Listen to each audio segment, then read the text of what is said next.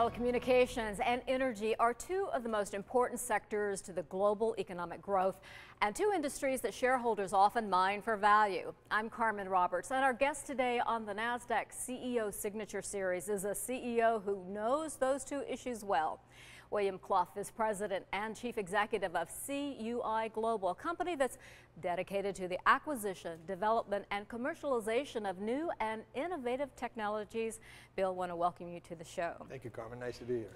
Glad to have you. And so right out of the bat, we have some exciting news for you, and that is that you just finished a $10 million equity raise. Yes, we did. And now listed on the NASDAQ capital market. What are you going to do with the $10 million? Well, the raise was done really to get us onto the NASDAQ. And we're going to do what we've done for the last few years. We're going to drive revenue and pay off debt. About $7 million of it is going to be used to pay down corporate debt, reducing our debt dramatically. And the other $3 million is going to be used to really quickly get our exciting new technologies, Vergence, Novum, and Solus, to market even faster. That's the key to this company, really.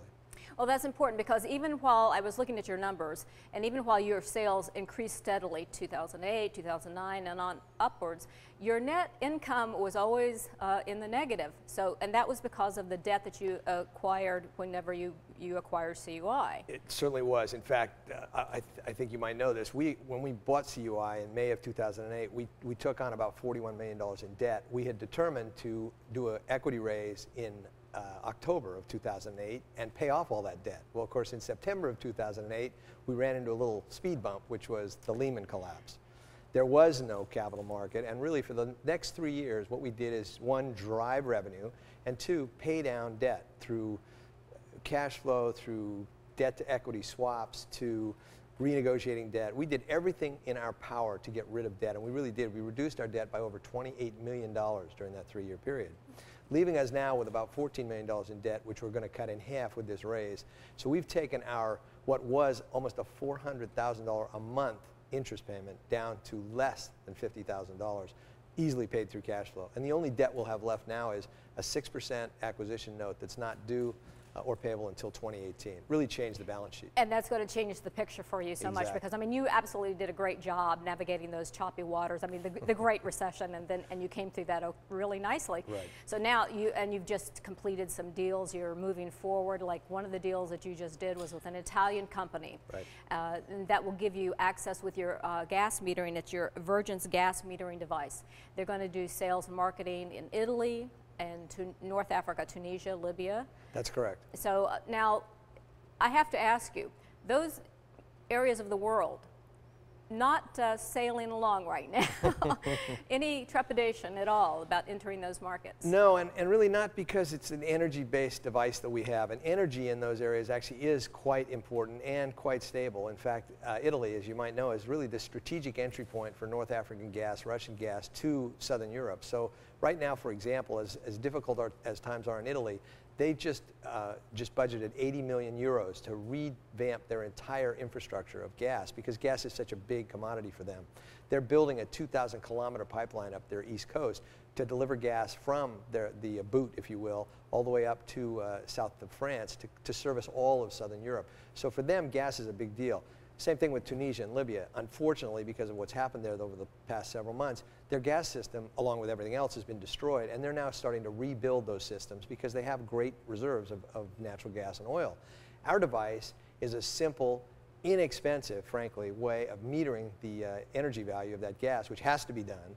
And we really, I think, are the perfect stage for this, because all of those countries are looking to rebuild their gas systems, and the devices we have will allow them to do that in a simple, really dynamic way. And that brings us to the point of energy and natural gas. And looking at the energy sector, you are a player in this, and you are looking to expand. Why do you see you fitting into this sector so well, and where are you going with it? What our company is designed to do is we acquire technologies, basically electronic based, and take them into what we feel are dynamic markets. We identified the natural gas market early on as one we really wanted to look at. Why? Because it's really the cleanest burning fossil fuel. It's the fossil fuel of choice, if you will, as long as we have to remain on fossil fuels. For us, natural gas was really something we wanted to get into. We were able to connect with a company called GL Noble Denton out of Germany and acquire this really exciting technology that allows the gas operator to quickly and accurately measure the calorific value or the energy content of gas. Well, how that's done now is very archaic. It's 60-year-old technology that takes 30 to 40 minutes to measure the calorific value of gas. Well, if you consider the fact that gas is traveling 60 miles an hour through the pipeline, if it's taking you 30 to 40 minutes to measure the gas, by the time you know what gas you've measured, it's 40 miles down the pipeline, which means you've missed 40 miles of that gas. Our device does exactly the same thing in 3 seconds. So every 3 seconds, that gas operator is finding out exactly what the calorific value is. So the natural gas companies love you. Oh, they love, yeah, they love us because we capture high-end gas they're otherwise missing. In fact, we had testing in the Italian. This is why the Italians have jumped on it so well.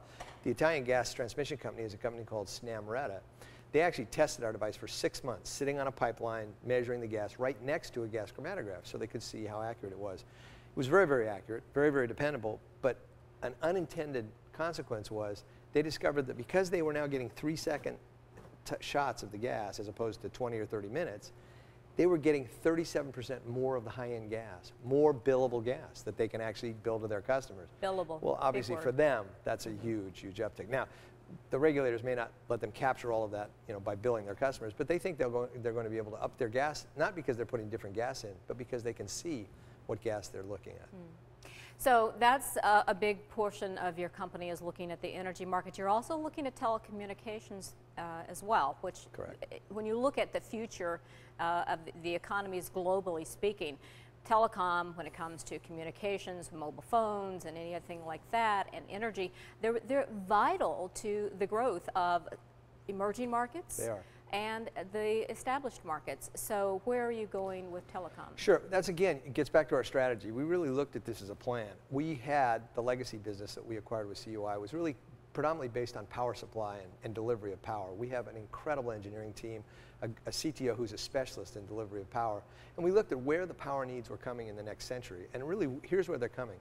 Computing, as you may know, is no longer being done on computers. It's being done in the cloud, in the Ethernet, somewhere else. But what that really is huge blade server farms, Google farms, Yahoo farms, Facebook farms. These blade servers, there's been huge amounts of investment in real estate. They are a certain size. That's never going to change. The demand on them is changing dramatically. Think of it this way. When Tim Tebow throws a touchdown pass or a Michael Jackson dies, the Google server farm goes from hundreds of millions of hits to billions of hits in a second, a nanosecond. Right, you can think of all the servers who've crashed whenever people have gone online in mass. Exactly, and mostly that's because power delivery is something that is not catching up with the demands. So we looked at both ends of that architecture, and we really have attacked it from the top end, which is the quarter brick, where we've taken our Solus technology and now can deliver twice the density of power of any other device on the market. We're delivering 720 watts as opposed to 400 watts by normal quarter bricks. And then we went to the other end, the point of load, the digital power chip, which is giving the design engineer the opportunity now to actually look at the power delivery system while it's working on the board. That's never been done before. And actually we announced last year a partnership with Ericsson, the second largest networking company in the world, because we and Ericsson are now delivering a point of load power chip that's leading the market. It's set the pin out, so we have the standardized pin out, and we're second source for Ericsson. Well, I tell people, Ericsson, one of the biggest Swedish companies in Sweden, didn't come to Tualatin, Oregon, and look for us in the phone book. They found us because of our technology and because we are leaders in that area of the power delivery. So that's the other area we're into. I have to ask you, we just have a couple of minutes left, but your background fits nicely into that because you are an attorney, a former law enforcement officer. You were even a federal air marshal. Now, I'm not sure how that fits in, but the telecom, and you represented entertainment companies. And so when you're talking about all of this telecommunications, this must play in very nicely for you. It does. Actually, I tell people everything I've done in my life has brought me to this point in my life, and I think really prepared me to do what I'm doing. Because it not only gives me the background, the legal experience, it's interesting. When I ask to talk to somebody's legal counsel, I talk to them as legal counsel, which is really much easier to get things done. But the negotiation skills, the ability to know and deal with a variety of different people, all of that I think has brought me to this stage. And I think that for this company and for my staff and my team, it's so exciting for us to see what's happening. We're stepping off into the NASDAQ now. As you mentioned, we have some great new contracts and even more coming in the future. And really we've started to wrap ourselves around this new technology that's going to take us, I think, forward. And final thoughts, where would you like to see CUI Global? Well, I think we certainly have a 2, 3, 4, and a 5-year plan, and what our intention is to simply continue to drive revenues drive shareholder value, and really use the NASDAQ platform, which we think is such a great platform, to broadly let people know who and what we are so that we can get rewarded and our shareholders can get rewarded for what we're going through. Yeah. Well, you certainly picked two vital areas to concentrate on, and we wish you success with both of them. Thank you so much, Carmen. Okay. Thank you. Thank you for joining us today. And you have been watching the NASDAQ CEO Signature Series. Our guest today was Bill Clough, President and CEO of CUI Global. I'm Carmen Roberts. Thank you for watching.